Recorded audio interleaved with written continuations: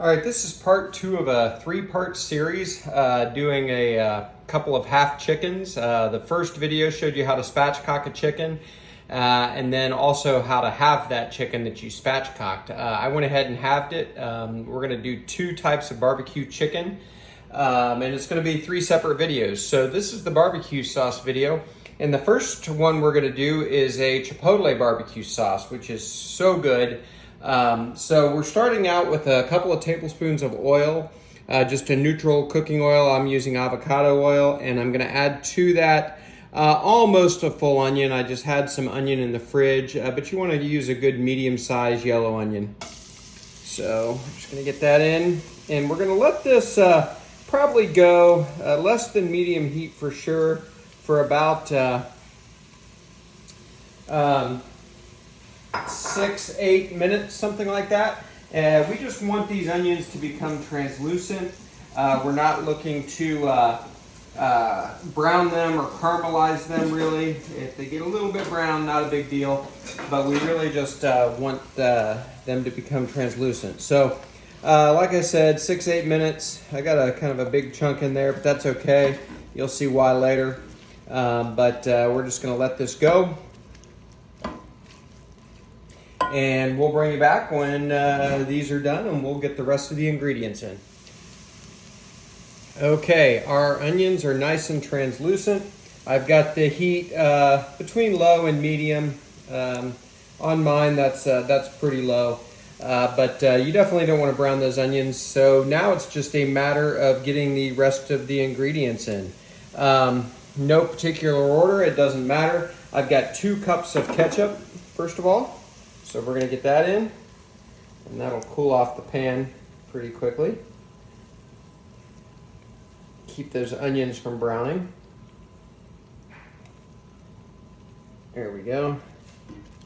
And I'm just going to stir things in kind of as I go. Not a big deal though. Get a paper towel here in case I need it. All right, next we've got half cup of water. I may or may not say all of the measurements here just to keep this going, but I will put the recipe in the description. Here we go.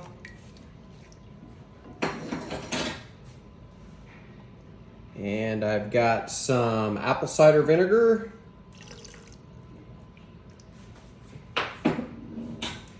I've got some malt vinegar.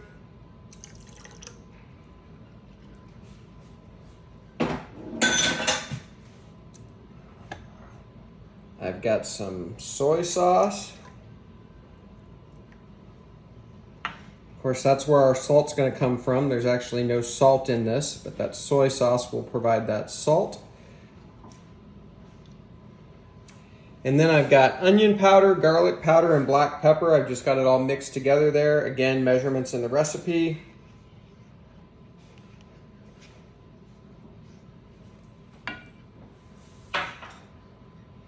And can't have Chipotle barbecue sauce without Chipotle, so I've just got 1 small can. This is 7 ounces. If you think it'll be too spicy for you, you can certainly go less than this, but this will add a little bit of spice and some of that smoky flavor. So we're just going to get those in. Of course, these are in the adobo sauce, which is the way they come in your Latin foods aisle at your Mega Mart. All right, there we go. I'm going to try a little bit of that, and it's going to light me up. So good.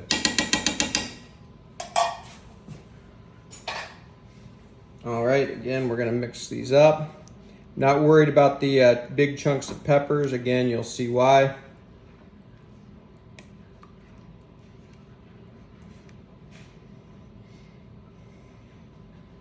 Okay, looks like I didn't get all of my soy sauce out of there. May as well get that. All right, next we've got brown sugar. Again, measurements in the description. And final 2 ingredients. I've got some honey. I'm gonna eyeball this. It's actually gonna be 2 tablespoons.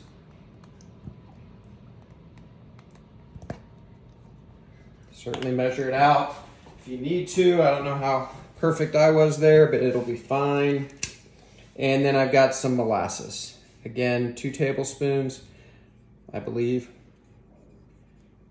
Good enough. And that's it. You have just made barbecue sauce. So here's what we're gonna do. We're gonna let this cook for maybe 20 to 25 minutes on just a really low simmer. And then we'll bring you back and we'll get the rest of this done. All right, so I've pulled this off the stovetop probably about 15 minutes ago. I just wanted it to cool a little bit in case it splattered. Pan is not really all that hot anymore, so I think we're good.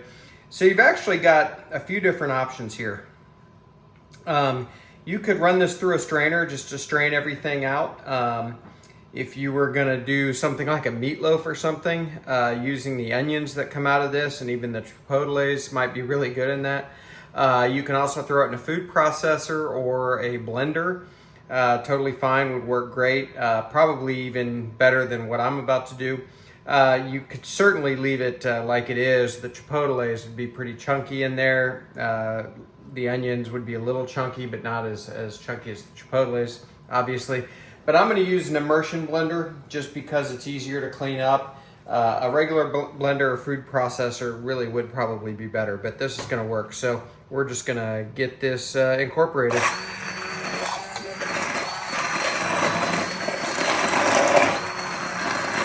And by the way, if you strained it out, your barbecue sauce, and you may be able to see this on the video, would actually stay a little darker. So if color was important to you, whether lighter or darker, blending this all together will actually make it a little lighter.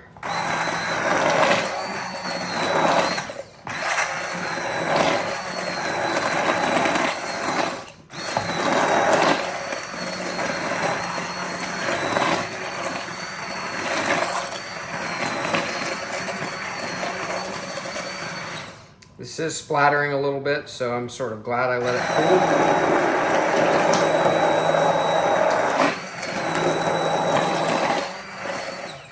All right, that's probably gonna be good enough. I don't mind if it's left a little bit chunky. So let's give this a try.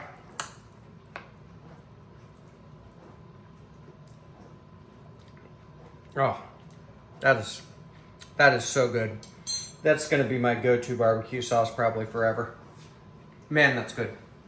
So that's going to be it for this barbecue sauce. We're going to move on to another one next, which is going to be an Alabama white sauce. So I'm going to get the ingredients together, and we'll bring you back, and we'll make that barbecue sauce, one for each half of our chickens we're going to do. So we'll bring you back.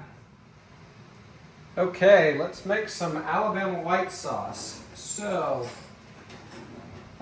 again, for this sauce, I'm going to put the exact measurements of the ingredients in the description of the video, so I'm not going to go through all of the measurements here. But I have started out with 2 cups of mayo. I'm using Kewpie's. Duke's would be good, or whatever your favorite mayonnaise is fine. But I'm a big fan of Duke's and Kewpie, so this is Kewpie. I've got some apple cider vinegar. We're going to get that in. I've got some lemon juice. This is fresh squeezed. I've got some Worcestershire sauce, and I use W sauce. I love this, and this is the Worcestershire version, which has got a little spice to it. So I'm not measuring this, but I'm gonna go shoot for a tablespoon. That's probably good. I have some cracked black pepper. Get that in there. And then I've got some salt, some cayenne, some garlic powder, and some onion powder. Get that in. And another ingredient that you could definitely add, and I would add it, except we have people in the house that are not a fan of horseradish, so I'm gonna leave it out.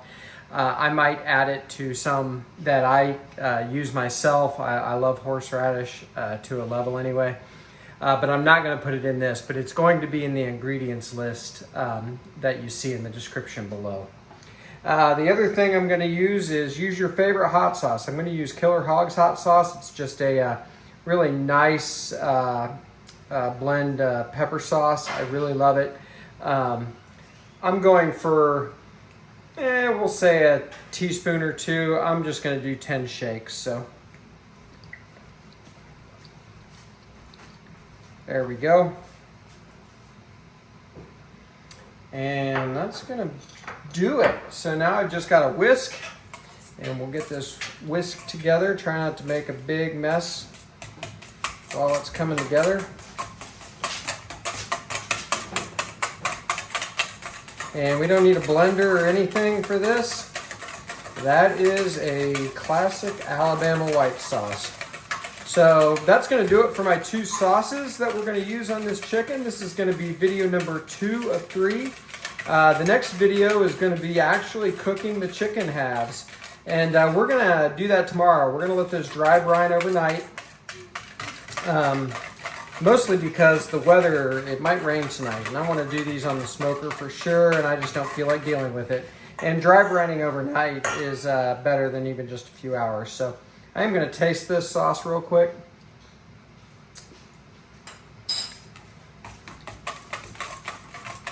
That is outstanding.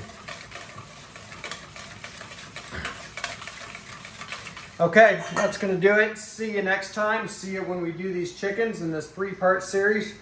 First part was spatchcocking and dry brining. Second part is the 2 sauces we're gonna use, and we'll cook the chicken tomorrow. So we will see you then.